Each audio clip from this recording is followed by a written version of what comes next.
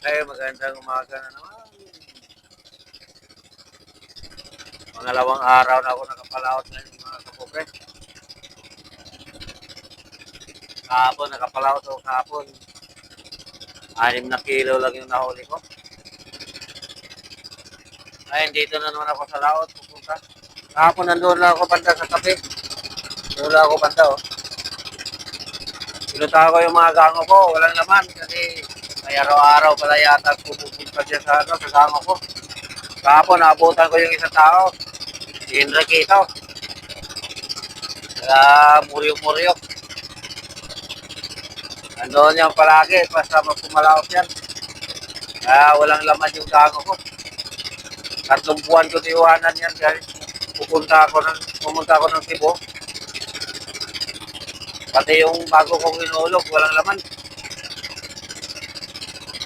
Dito naman ako sa laot. Yung gago ng anak ko, pupuntahan ko, baka may laman. Huwebes na ngayon mga kapobre. Pizza 24 ng September. Sana, may swerte ako ngayon. Awa naman ng Diyos, mag-iinaw ngayon. So, sabi nila nung nag-windy sila,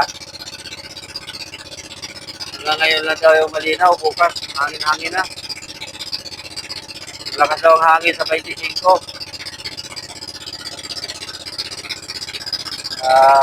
Baka bukas, hindi kami makapalaot na naman ito.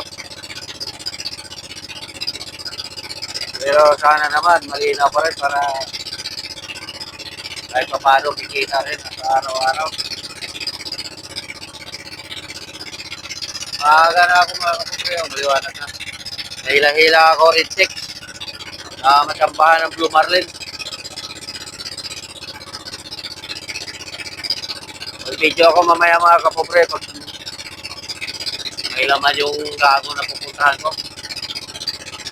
So agad dito lang muna. Maraming salamat.